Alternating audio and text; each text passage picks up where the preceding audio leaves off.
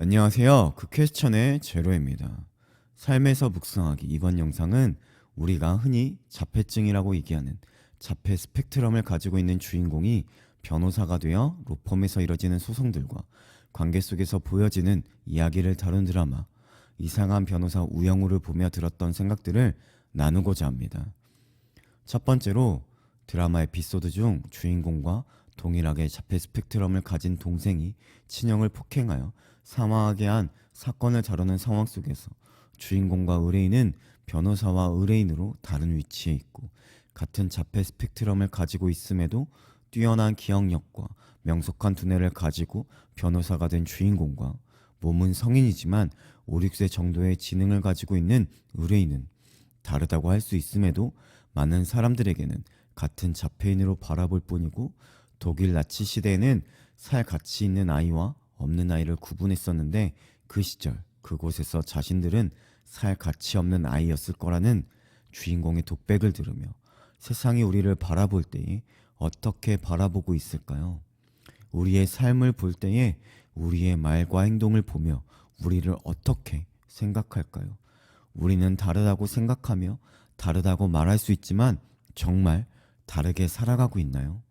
세상이 우리를 바라보며 어떻게 생각하며 어떻게 말하고 있나요?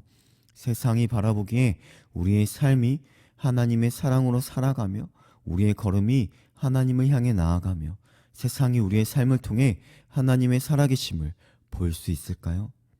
살 가치가 있는 아이와 없는 아이를 나누며 구분하듯 믿음을 가질 수 있는 자와 없는 자를 나눌 수 있을까요? 복을 받을 자와 못 받을 자를 나눌 수 있을까요? 구원을 받을 자와 못 받을 자를 나눌 수 있을까요? 나누는 기준은 무엇이며 무엇으로 나눌 수 있을까요? 우리에게 나눌 자격이 있을까요? 서로 연합하며 하나 되어야 할 우리가 먼저 흩어지며 나누고 있는 건 아닌가요?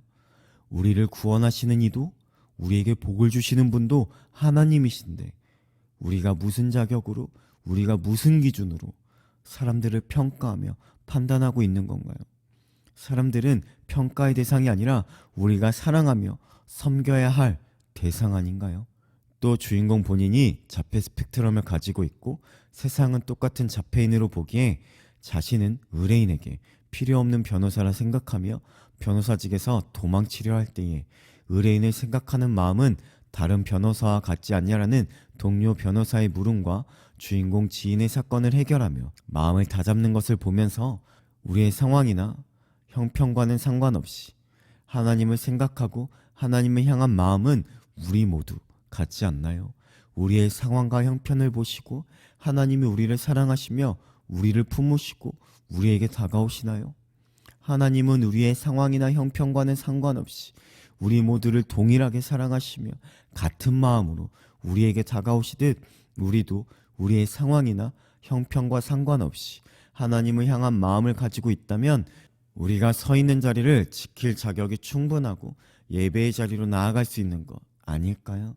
세상이 우리의 삶을 바라볼 때 다른 무엇보다 하나님의 살아계심을 볼 수 있기를 바라며 어딜 가든지 나누며 흩어지는 우리가 아니라 하나님을 향한 사랑과 마음만으로 하나님에게로 나아가며 하나님의 사랑과 하나님의 섬김으로 세상으로 나아가는 우리의 삶이 되길 소망합니다. 두 번째로 결혼식에서 신부의 웨딩드레스가 흘러내려 결혼식이 미뤄지고 신부의 아버지가 결혼식을 진행한 호텔 측에 엄청난 금액의 손해배상 청구 소송을 요청하는 에피소드 속에서 결혼식의 주체는 신부이지만 정작 결혼식의 하객들이 아버지의 손님뿐이었던 결혼식이었고 아버지가 원해서 진행되는 소송이었지만 소송의 당사자라 할 수 있는 딸은 결혼식이 취소된 것이 다행이라 생각하며 소송도 없는 것으로 하고 싶어서 변호사인 주인공에게 방법을 묻고 법정에서 소를 취한다고 직접 얘기하며 소송을 취하는 모습을 볼 수 있는데 수십억을 요구하는 손해배상 소송이기에 법원에서 다루는 공식적인 소송이기에 소를 취하려면 뭔가 복잡한 절차나 어려운 방법만 존재할 것 같지만 법정에서 소를 취한다고 직접 얘기하면 간단하게 해결되듯이 우리가 믿음으로 나아갈 때에도 우리가 구원으로 나아갈 때도 어렵고 특별한 방법이 있는 것이 아니라 우리가 하나님을 사랑한다고, 우리가 하나님을 믿고자 한다고, 하나님이 우리의 구원이시며 아버지 되신다고, 우리의 입술을 통해 우리의 마음을 다해 우리의 삶으로 고백한다면 상식적으로는 믿을 수 없는 하나님이 믿어지고 어떤 방법으로도 얻을 수 없는 구원을 얻을 수 있지 않을까요? 하나님을 믿는 것이 어렵나요? 소를 취한다고 말하면 결정과 판결은 판사가 하듯 우리의 목과 역할은 우리의 입술을 통해서 우리의 마음을 당해서 우리의 삶을 통해서 하나님을 믿고 싶다고, 하나님을 사랑한다고, 더욱더 사랑하기 원한다고, 하나님이 우리의 삶을 인도하시길 원한다고 고백한다면 하나님이 우리에게 믿음을 주시며 하나님이 하나님의 사랑으로 우리에게 더하시며 하나님이 우리의 삶을 인도하시며 우리가 뜻하고 생각하는 것보다 더 크고 놀라운 은혜를 베푸시지 않을까요? 하나님만을 바라보며 하나님만을 사랑하겠다는 결단으로 하나님을 사랑한다고 끊임없이 말하며 하나님을 향한 사랑으로 가득 찬 삶을 살아내는 우리의 삶이 되길 소망합니다.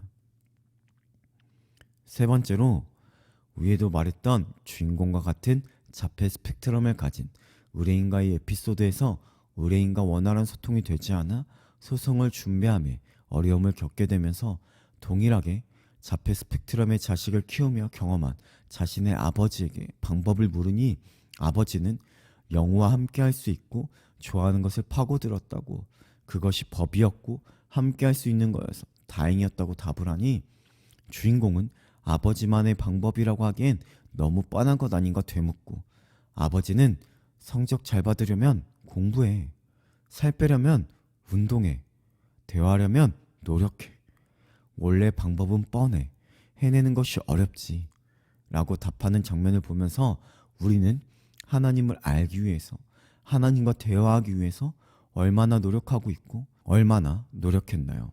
노력하기보다는 하나님이 우리의 말에 대답해 주지 않는다고, 우리의 말에 귀 기울이지 않는 것 같다고 원망하고 있진 않나요? 하나님과 함께 할 수 있는 것을 얼마나 생각하고 하나님이 좋아하시는 것을 얼마나 파고들었나요? 하나님을 아는 것, 하나님이 좋아하는 것을 생각하기보다 우리가 좋아하고 우리가 원하는 것만 생각하는 것은 아닌가요? 자폐 스펙트럼을 가지고 있는 이들은 자신만의 세계가 강하여 본인이 아닌 타인에 대한 생각이 어렵듯 우리가 하나님과 함께 하면서도 여전히 우리만의 세계에 갇혀 하나님이 아닌 우리만을 생각하고 있는 것 아닌가요? 우리의 세계로 하나님을 끌고 오는 것이 아니라 하나님의 세계로 우리가 나아가야 하는 것 아닐까요? 하나님과 함께 할 수 있고 하나님이 좋아하시는 것은 특별하고 대단한 것들이 아니라 우리 모두 알고 있는 뻔한 것들, 하나님의 말씀을 붙잡고 바라보며 하나님을 찬양하며 하나님의 품에 거하며 하나님의 임재가 가득한 곳으로 나아가는 것 아닐까요? 우리가 그렇게 하길 원하시며 우리가 그렇게 할 때에 좋아하시지 않을까요? 하나님이 좋아하시고 하나님과 함께 할 수 있는 것을 파고들어 방법은 뻔하지만 행하기 어려운 것들을 행하길 노력하며 하나님과 대화하며 하나님과 동행하며 살아가는 우리의 삶이 되길 소망합니다.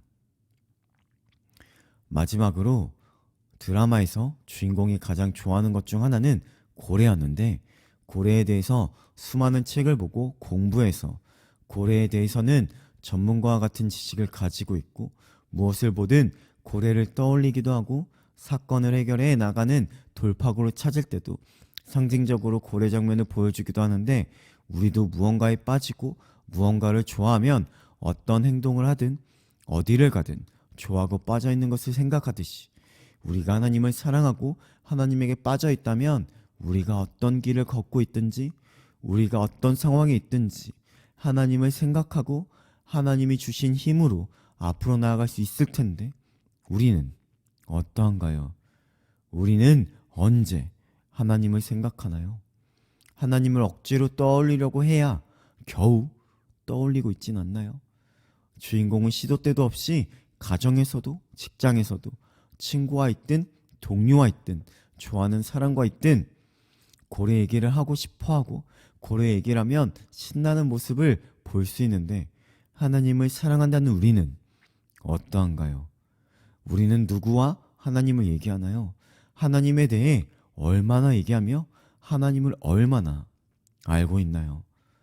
또 주인공이 고래를 그렇게 좋아하고 항상 생각하지만 정작 고래를 실제로 본 적은 없었지만 회의실에서 굉장히 큰 고래 그림을 보고 감동하고 출장을 간 제주도에서 실제 고래를 보며 더 큰 감동의 순간을 맞이하듯 고래에 대해 수많은 생각을 하고 좋아하는 감정도 중요하지만 결국은 고래를 실제로 경험하는 것을 대신할 수 없듯이 우리가 하나님에 대해 아무리 생각하고 하나님에 대한 지식이 아무리 가득하다 하더라도 우리가 하나님을 실제로 경험하지 않고 우리가 하나님을 실제로 살아내지 못하고 있다면 무슨 의미가 있을 수 있을까요? 고래를 보려면 바다로 가면 되듯이 하나님을 만나려면 하나님을 보려면 예배의 자리로 임재의 자리로 나아가야 하지 않을까요?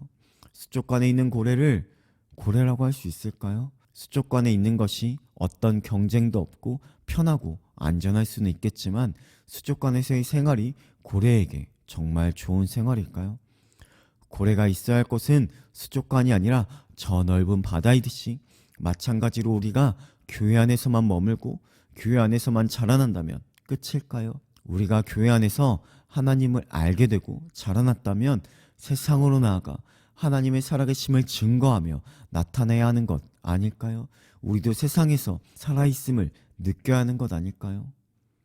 우리가 무엇을 행하든지 우리가 무엇을 보든지 가장 먼저 하나님을 생각하고 하나님을 향한 생각으로 가득 찬 삶을 살며 하나님을 경험하며 하나님을 살아내는 삶을 살며 세상으로 나아가 하나님의 살아계심을 증거하며 나타내는 우리의 삶이 되길 소망합니다. 오늘도 삶의 현장에서 질문하며 각자의 답을 찾아가길 바랍니다.